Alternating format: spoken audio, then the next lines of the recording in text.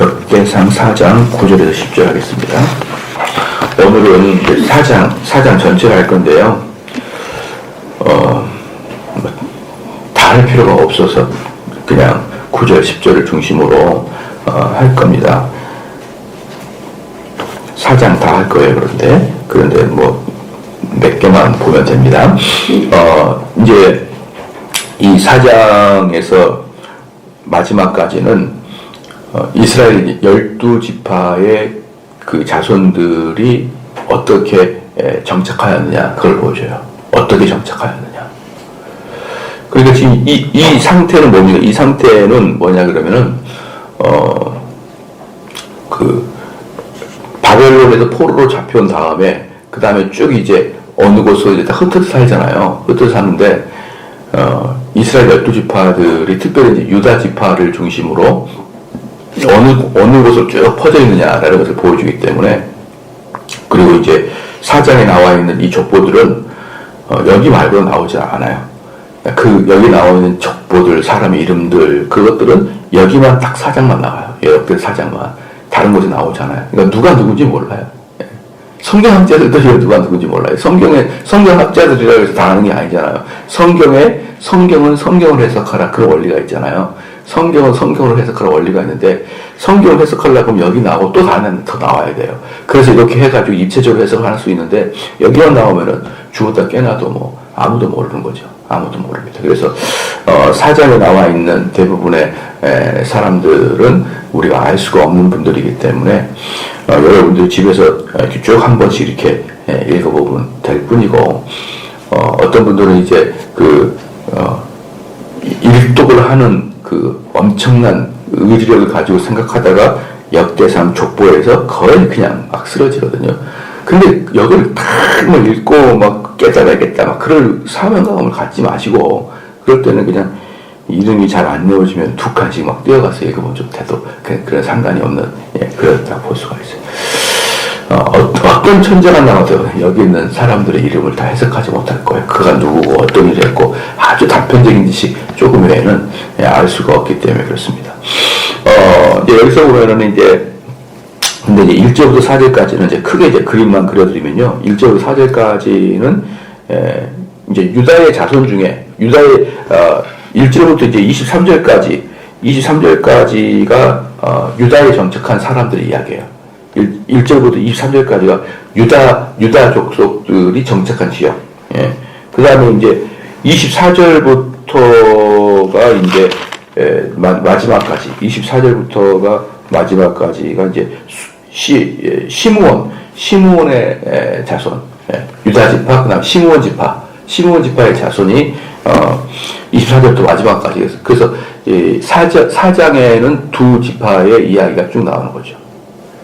그 중에서도 이제 앞에는 1절부터는 23절까지 유다 지파인데, 그 유다 지파 안에서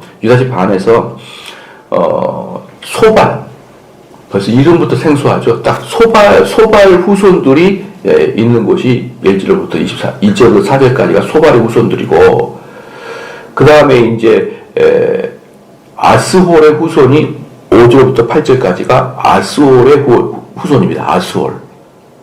아스홀의 후손인데, 가장 위에 리더십을 갖고 있는 사람도 이름도 소발고 또 아스홀이고 이름도 생소하잖아요. 그죠? 근데 그 후손들의 이름들이 얼마나 생소하겠습니까? 그렇잖아요. 그 다음에 제가 아까 좀 읽었던 9절에서 12절까지는 야베스의 후손들입니다. 야베스. 그래서 우리는 야베스의 기도라는 책을 한 15년 전에 우리 한국 교회에 떠들썩했기 때문에 그 야베스는 좀 이제 여러분들이 사실 좀 익숙한데, 그 책이 나오지 않았으면 야베스도 여전히 어려운 분이죠. 그 책이 나왔기 때문에 왠지 야베스는 많이 아는 것 같은데, 야베스도 딱 이 구절 외에는 없어요. 야베스의 책 나온 게 저는 좀 뭐라 그럴까요? 넌센스라 그럴까요? 그 책이 나와야 될 이유가 없어요. 잘 알 수가 없거든요. 야베스가 어떤 인물인지 잘 알 수가 없는데, 꼭 요 두 절 가지고, 9절, 10절 두 절 가지고 야베스의 책을 이렇게 쓴 거예요. 내용도 사실 야베스 내용도 없어요. 그래서 내용이 워낙에 없으니까 큰 글자로 띄엄띄엄 써가지고 하드카버로 만들어가지고 이게 팔아야 될 정도로 내용이 사실은 없던 내용인데 그게 이렇게 한국 교회에 많이 팔리고 보면은 참 어떤 책을 써야 베스트셀러가 되는지 좀 이해가 되기도 해요. 막 밤낮으로 연구하고 각주 달고 그러면은 한 500권 나가는데 그 차차차 야베스 기도 딱 써놓으면 몇만 부가 이게 팔리는 거 보면요 참 어떤 게 사람들이 좋아하는지 좀 알 것 같아요. 그 다음에 이제 그 다음에 13절부터 23절까지가 약간 우리가 알고 있는 운니엘 또 갈렙 셀라 운니엘 갈렙 셀라의 후손들이 나오는 것이 이제 마지막에 이렇게 나오고요. 뭐 그 다음에 이제 좀 얘기하겠습니다. 어쨌든 이제 이 처음 4장 1절에 유다의 아들은 베레스인데 이미 이 족보는 한번 유다의 족보는 역대상 2장에 한 번 더 나왔어요. 또 역대상 2장에서 나왔는데 또 나와요. 그러니까 아마 이 부분은 좀 더 이렇게 자세히 설명하려고 한 것 같은데 굳이 이렇게까지 해야 될 이유가 있었나 싶을 정도로 똑같은 거예요. 이 4장 1절에 유다의 아들은 베레스와 헤스론과 갈미와 훌과 소발이라 이렇게 나왔거든요. 유다의 아들은. 왜 베레스는 여러분 기억납니까? 유다가 자기 며느리 다말하고 관계를 갖고 난 아이가 이 베레스예요. 베레스. 그거 하나. 그럼 베레스는 그 다음에 헤스론은 그 베레스의 아들. 그렇죠? 그 다음에 갈미가 또 약간 중요한데 갈미가 누구냐면요. 이 헤스론의 아들인데 베레스, 헤스론, 그다음에 그 아들이 갈미예요. 근데 갈미는 갈렙이에요. 갈렙의 잘못된 표기다. 갈렙의 잘못된 표기다. 그래서 여러분 좀 기억할 게 좋은 게 뭐냐면 그 유다가 결국은 이스라엘 예수님의 족보로서 이스라엘 12지파 중에서 유다 지파가 이제 모든 걸 이어갔잖아요. 그때 이제 유다 지파 중에 맨 위에 유다부터 해가지고 다섯 대에 이르는 사람들이 유다 지파의 가장 중요한 사람들이에요. 그 사람들만 알면 됩니다. 그게 누구냐면 여기 나와요. 유다, 그다음 베레스, 헤스론, 갈렙, 훌 이렇게 5명이 유다 지파의 이제 선배들 격으로서 이제 좀 우리가 알아둘 필요가 있는 내용이죠. 유다, 베레스, 헤스론, 갈렙 여기서 갈미가 나오지만 갈렙 그 다음에 훌 이렇게 5으로 이어진 유다 집계손이 이제 중요하고 그 다음에 소발 그 다음에 5절 8절까지는 아스홀 9절부터 11절까지는 야베스 13절 23절까지는 기타 여러 후손 이렇게 크게 나눠져 있는 걸 봅니다. 지나가고요. 그 다음에 이제 야베스 후손 볼까요? 야베스 그건 좀 아니까 야베스 9절입니다. 야베스는 그 형제보다 존귀한 자라 그 어미가 이름하여 야베스라 하였으니 이는 내가 수고로이 낳았다 하며 야베스란 이름 뜻이 고통받았다라는 뜻이에요. 수고로이 했다. 수고받았다. 고통받았다. 야베스란 뜻이 참 고통스러웠다. 그 뜻이거든요. 그런데 이제 이름의 뜻은 고통인데 그 야베스는 다른 형제보다 존귀한 대우를 받았다. 이렇게 나오거든요. 존귀한 대우를 받았다. 이렇게 나옵니다.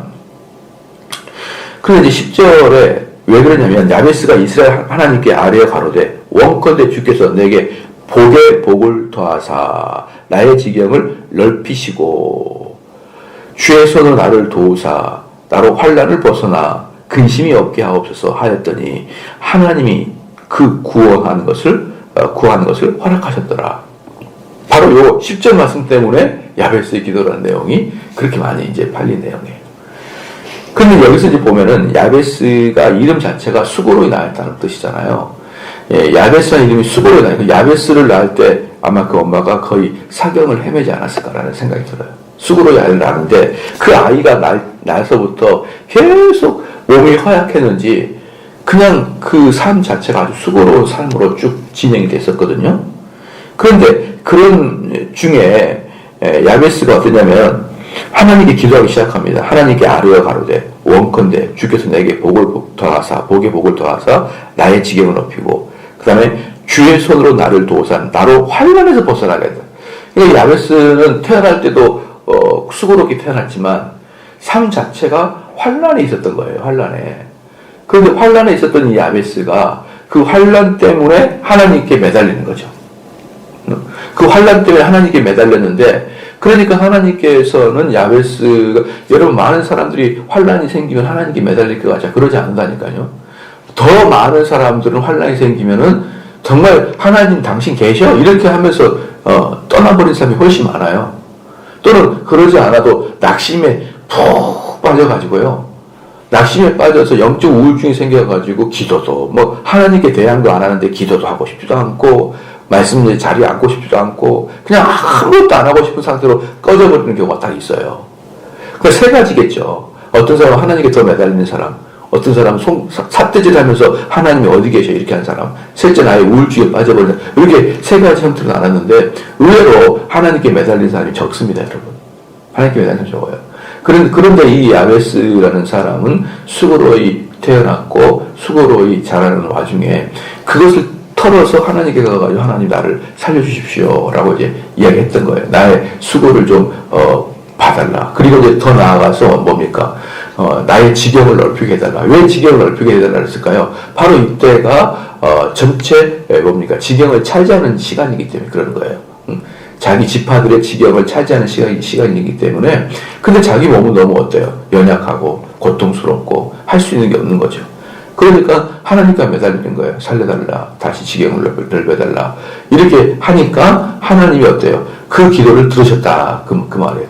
그래서 야베스의 주제는 뭐냐? 핵심이 뭐냐면 수고로운 자가 수고 속에서 기도함으로 존귀한 자가 됐다. 이게 바로 야베스 내용의 여러분 핵심입니다. 그래서 아까도 말씀을 드렸지만 우리가 사실은 하나님께 구하지 않는 게 훨씬 많아요.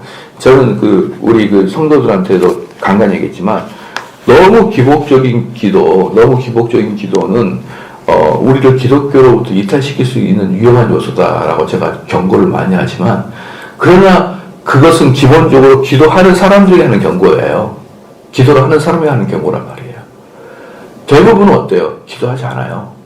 자세히 봐보십시오. 대부분 기도하지 못하거나 안 하거나 그렇습니다. 그렇기 때문에 그 사람들에게는 기복적인 신앙도 없어요. 기복적인 신앙도 가지고 있지 못합니다. 그렇기 때문에 그 사람들은요, 하나님이요, 수고 속에서 나의 기도를 들어줘서 이것도 안 한다는 거죠. 이것도 안 해요. 그래서 그 수고 속에서 여러분들이 하나하나 하나님께 그 아뢰는 내용은 어때요? 하나님이 그걸 들으시고 그 기도를 응답하셨다라는 것이죠. 10절에 밑에 세 번째 줄에 보십시오. 나로 환난을 벗어나 근심 없게 하옵소서. 바로 근심 없게 하는 건 뭡니까? 상당히 자기의 개인적인 기복적인 기도잖아요. 개인적인 기복적인 기도인데 또 이게 이 근심이라는 게 이 보편적인 근심일 뿐만 아니지만 그럼에도 불구하고 우리의 근심을 갖다가 하나님께 아뢰는 것은 합법이랍니다. 합법. 예. 자녀가 배고플 때 아빠 밥 줘, 엄마 밥 줘.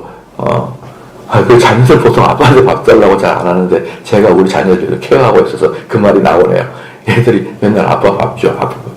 얼마나 밥을 많이 먹든지 그냥 내가 밥을 해보니까 아침에 일어나면 저녁에 텅텅 비어있어요. 이것들은 무슨 밥 먹는 기계인가 막 이렇게 생각해. 그런데 이제 어쨌든 이런 아이들이 밥을 먹거나 아이들이 또는 뭘 좀 사고 싶을 때 용돈 달라고 할 때 부모에게 손을 벌리는 것은 합법이잖아요. 합법이잖아요. 근데 뭡니까? 야베스는 그런 것이죠. 어려움이 있을 때마다 하나님께 손을 벌려서 하나님 나에게 수고스러운데 또 지금은 지경을 넓힐 기간인데 하나님께 나에게 은총을 내리소서 하니까 환난에서 벗어나 근심 없게 하옵소서 하였더니 하나님이 그 구한 것을 허락했다라는 것이 나오는 것입니다.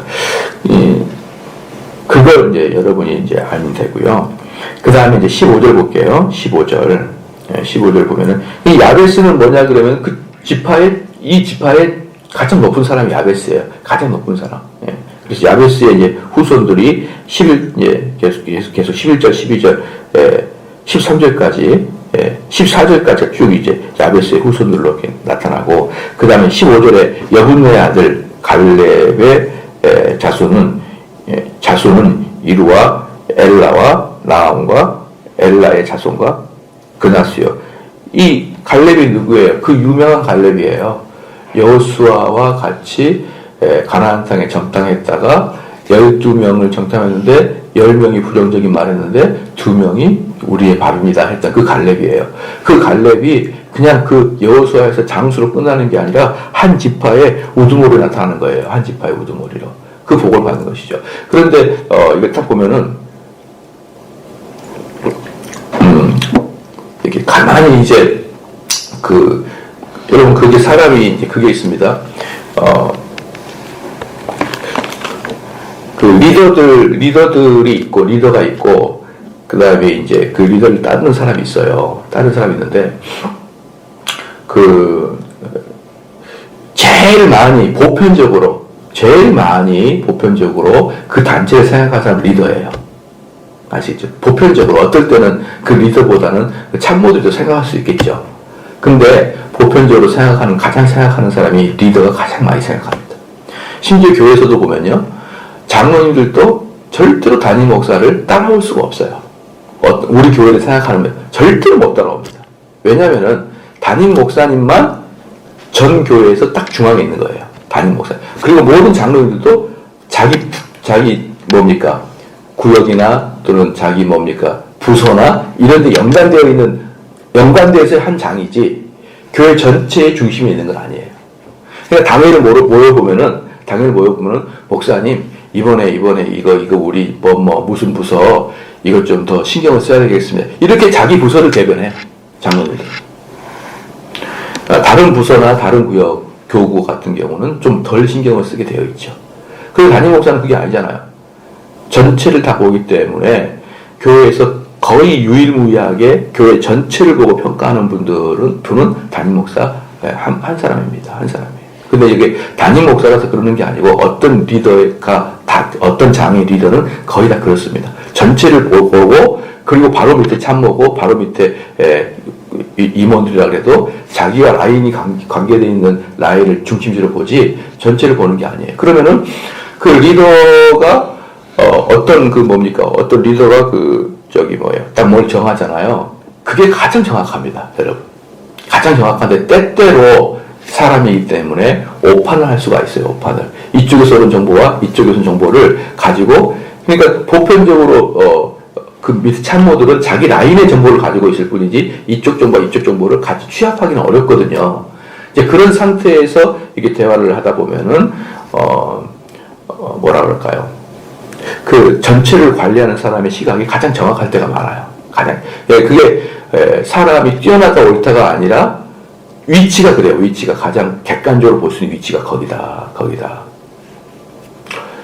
그럴 때 이 전체 리더가 이거 합시다 이렇게 잡아요. 이거 합시다 이렇게 잡으면은 그게 상당히 옳은 경우가 거의 대부분이에요. 그런데 결정적으로 실수할 때 폐막이 되는 게 또 그게 잘못된 실책을 하면 그게 또 폐막의 지름길이지만 전반적인 것은 그 리더십이 가장 많이 옵니다. 그럴 때 여러분 이제 밑에 있는 사람들은 어떻게 해야 되냐 그러면은 옳고 그름을 판단하는 게 아니라 리더의 이야기에 적극 경청하고 그것이 좋습니다 하고 해줘야 돼요. 그게 정말 안 되는 부분 이제 이건 함정입니다라고 확실한 함정에 대해서는 스톱을 걸 수 있지만 이런 거 있잖아요. 이런 거요.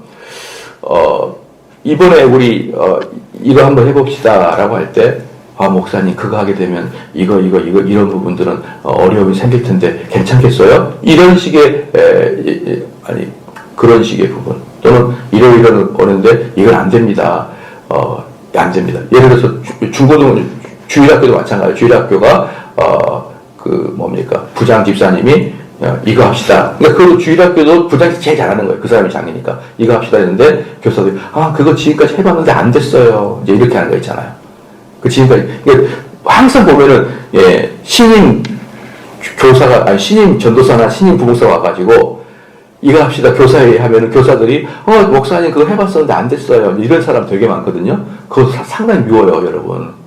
그렇게 하면 안 됩니다. 그렇게 하지 말라는 거예요. 그러니까 좋은 조언을 하지 말라는 게 아니라 리더가 오랫동안 생각하고 이거 합시다 그러는데 그거 이렇게 해가지고 이렇게 때문에 안 됐거든요. 목사, 그거 지가 해봤었거든요. 이런 식의 조언을 해서 기껏 잡아놓은 계획을 망가뜨리는 경우들이 종종 있거든요. 또는 망가뜨리보다는 김을 세게 하는 경우가 있어요. 근데 그렇게 몇 방 맞으면은 그 리더, 특별히 목사님들 사역을 못 합니다. 그런 즈음에 어떤 일이 있었냐면, 한번 해보십시다. 이렇게 만약에 교사가 후원해줬다. 그리고 그 부서는 살아날 수가 있어요.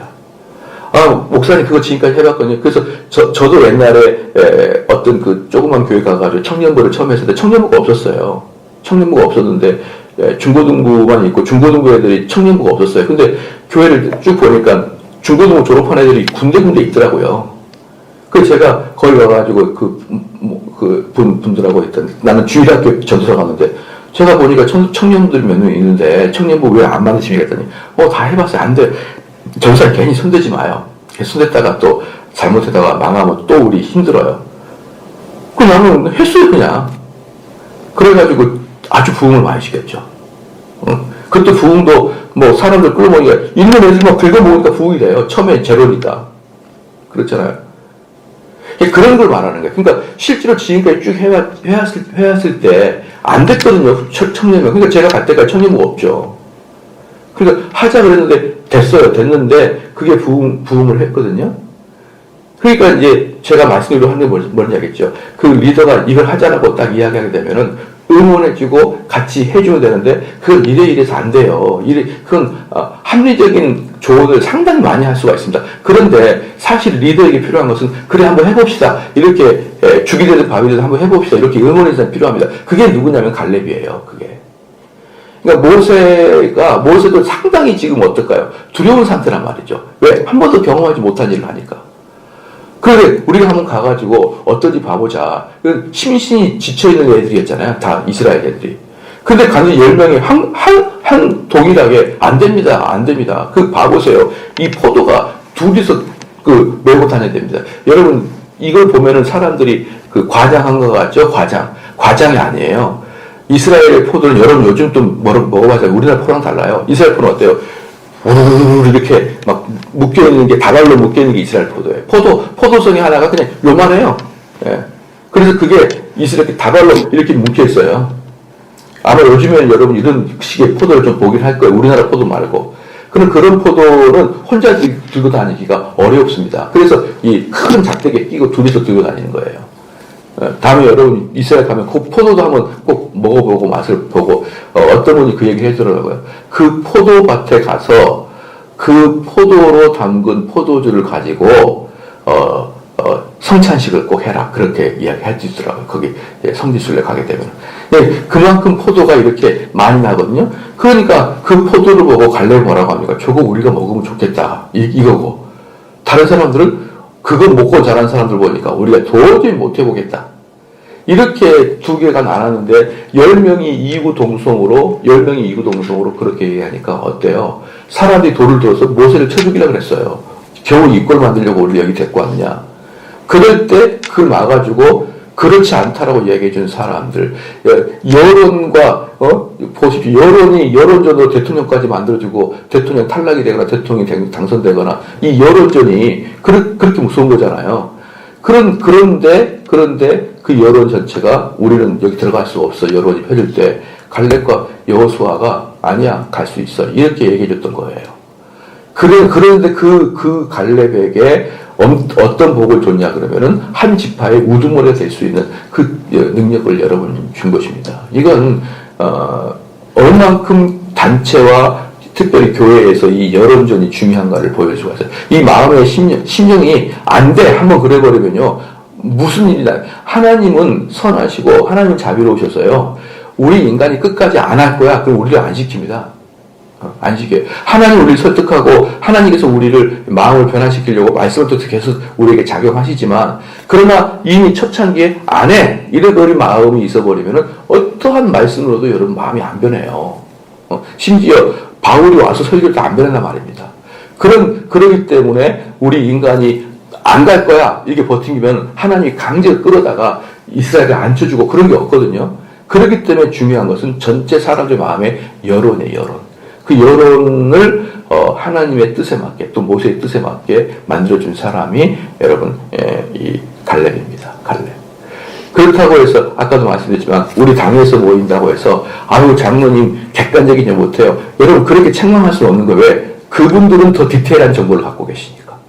그 라인에 있어서는 그분이 더 자세한 정보를 갖고 있는 거예요. 전체를 포괄하는 사람은 담임 목사지만 하나하나를 집중적으로 하는 사람은 장로님이기 때문에 이게 두 그룹이 할 때요, 말하고 토론하고 하면서 좋은 결과를 나타내는 것은 당연히 뭐예요? 당연히 목회자가, 당회가 해야 될 일이에요. 그런데 이런 거 있잖아요. 여러분, 우리, 이번에 그 출판사 한번 해봅시다. 청교도 출판사 해봅시다. 그러면, 요즘 때가 어느 때인데 책 출판입니까? 이래버리는 거 있잖아요. 이런 것은, 이런 걸 말하는 거예요. 조언이 아니라 그냥 길을 꺾어버리는. 근데 우리 교회 당회에는 출판하자고 하니까 다들 좋아했어요. 그렇게 해봅시다. 다들 좋아했고, 참 그걸 보면서 우리 교회 당회원들은 그래도 다들 젊잖아요. 젊고 깨어있는 분들이 참 봐보세요. 우리 당회원들 하나하나 보면요. 어디 놀부 같은 고집쟁이가 없어요. 다들 엘리트고, 다들 이 세상을 바라보는 사회가 객관적이고, 다들 열심히 성경 읽어보려고 하는 분들이 있어가지고, 출판사자니까 다들 오케이. 네. 어느 하나도 지금 같은 어려운 시대에 무슨 출판입니까? 이런 분이 없었어요. 다 좋아요. 이렇게 쌍수 들고 보면은 정말 우리 교회는 소망이 넘쳐 흐른다 생각이 들어요. 그러니까 그런 부분에 있어서 안 돼요. 이걸 말하는 거예요. 이게 무슨 뜻인지 알 거예요. 그래서 여러분들이 꼭 리더가 되는 분들은요, 그 이야기를 했을 때 팔로우들은 어때요? 한번 해봅시다. 이렇게 해주는, 응원을 해줘서 한 팀이 이렇게 으쌰으쌰해서 일을 할 수 있는 여론을 여러분이 만들어준다 그러면 아마 잘 할 거예요. 자, 그 다음에 이제 우리가 알고 있는 사람이 이제 그 정도예요. 그 정도. 여분네 아들 갈렙, 그 정도고. 그 다음에 24절부터, 마지막까지는 시므온 지파입니다. 시므온 지파. 이 시므온이 누구냐면은요, 야곱이 레아를 통해서 낳은 둘째 아들이 시므온이에요.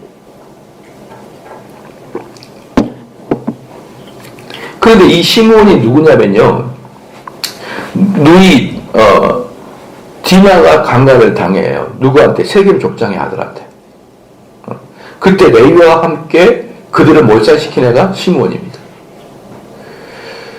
그래서 이제 세겜 족속을 학살하는 아주 결정적인 사람이 시므온이에요. 그래서 이 시므온이 벌을 받아요. 그리고 야곱이 마지막에 죽을 때 한 명에게 복을 주는데 이 시므온한테는 어떠냐면 가나안 땅에 흩어져 살아라고 이렇게 예언을 해줘요. 가나안 땅에서 흩어져 살아라. 그래서 이제 이 시므온은 자기 지파가 별로 없고 흩어져 살다가 그 지파 중에 일부분이 남유다의 밑에 부분에서 자리를 잡게 되면서 점차 남유다랑 동화돼 버리는 그런 지파가 바로 시므온 지파예요. 그 정도만 알면 될 것 같고요. 그 다음에 25절에 사울의 아들은 살룸이, 이 사울은 왕 사울이 아니라는 거 말하려고 읽어봤습니다. 그 다음에 28절 볼까요? 28절 시므온 자손이 거한 곳은 브엘세바와 몰라다와 하알수알가야. 그러니까 시므온 지파가 어디 모였냐면 브엘세바에 모였습니다. 브엘세바가 어디입니까? 여러분 기억나죠? 단에서 브엘세바까지. 단에서 브엘세바 이게 뭐예요? 우리가 말하면 백두에서 한라까지. 그러니까 이 브엘세바는 이스라엘의 최남단. 이스라엘 그 브엘세바를 지나서 밑으로 내려가면 그때부터 사막이 나와요. 사막이 나오는 최남단의 시므온 지파가 모여 살았다. 근데 그 브엘세바는 결국 뭡니까? 유다와 통합이 돼서 시므온 지파는 사라져 오히려 낫죠. 차라리 유다 지파에 속해버린 게 나아요. 흩어져 살아가도 힘도 없고 그런데 그게 됩니다. 그 다음에 41절에 봅시다. 이 위에 농명된 자가 유다왕 히스기야 때에 가서 저희의 장막을 쳐서 파하고 거기에 있는 모우님 사람을 쳐서 진멸하고 대신하여 오늘까지 거기 거하였으니 이는 그 양떼를 먹일 목장이 거기 있으며. 이때는 지금 히스기야 왕 때를 이야기합니다. 여러분 히스기야 왕 때 다시 한번 우리가 좀 기억을 해보면은 히스기야 왕 때 이스라엘 침범한 국가가 어느 국가죠? 시작 히스기야 때 이스라엘 침공해서 히스기야를 벽 보고 기도하게 했던 그 나라가 어느 나라예요? 아니, 그거 진짜 한 12,500번 정도 한 것 같은데 왜 도대체 또 가만히 입을 닫고 있습니까? 아수르잖아요, 아수르. 예. 히스기야, 그럼 아수르. 딱 나와야죠. 그래서 쳐들어오니까, 그렇잖아요. 그래서 이제, 히스기야는 아수르가 쳐들어오기 전에, 아수르가 쳐들어온다는 이미 정보가 있었어요. 아수르는 어디냐면은, 지금의 이란 이쪽이잖아요. 이란 이쪽에서, 그러니까 내륙이 있어요, 내륙. 내륙에 있는 제국은 필요한 게 뭐예요? 그 뭡니까? 부두가 필요하죠. 군함을 띄워야 되는. 그 바다를 지배하는, 결국 지배가 전국을 전 세계 지배하잖아요. 그러니까 이 아수르는 그의 꿈이 뭡니까? 지중해 해변의 부두를 차지하는 게 꿈이에요. 그러니까 이 사람 아수르는 어때요? 이란 쪽에 있는 사막에서 계속적으로 지중해 쪽으로 치고 나오려는 그 서진 정책을 추진하지 않겠습니까? 그러면서 결국은 꼭 무릎을 꿇어야 되는 게 바로 이 팔레스타인 지역인 거예요. 그래 들어오는데 쭉 치고 들어와가지고 아수르가 어디까지 오냐면은 시돈과 두루. 시돈과 두루는 어디예요? 이스라엘 북쪽의 그 해변가잖아요. 이스라엘 북쪽 해변가. 거기까지 치고 들어왔다가 거기서 어때요? 해변을 따고 쭉 예루살렘까지 내려오는 거예요. 해변을 따고 쭉 예루살렘까지. 이게 이제 아수르의 침공 작전이었거든요. 근데 쭉 해변을 따고 내려오면은 어디가 나오냐 그러면은 이스라엘에 들어가기 전에 항구가 이제 그 요바예요, 요바. 그 라인까지 내려옵니다, 여러분. 그 라인까지 내려오고, 우리로 말하면 인천까지 내려온 거예요.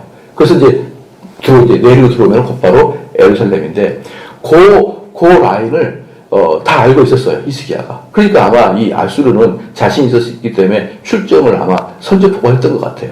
그러니까 그 소리를 듣자마자 거기서 오고 그 군대를 모집하고 대제국이 군대를 모집하고 걸어서고 그게 봐도 몇 개월이 걸리는 거예요. 그럴 때 히스기야가 했던 게 뭡니까?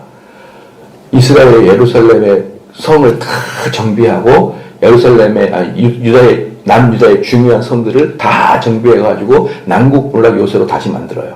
다시 만들고 또 물하수구도 만들고 이렇게 해가지고 싸움에 대비를 합니다. 그러니까 하나님께서 항상 제가 말씀을 드릴 때 내가 너를 보호하겠다. 그러면은 무슨 유리망으로 딱 보호해주는 게 아니라니까요. 유리망으로 딱 보여주는 게 아니라 내가 너를 보호하겠다. 그때부터 인간은 어떻게 됩니까? 열심히 보호막을 만들어야 돼요. 그때부터. 그러니까 항상 이 두 개를 제가 여러분들이 항상 긴장감을 가지고 서로 두 개를 가져가야 된다. 그렇게 얘기했잖아요.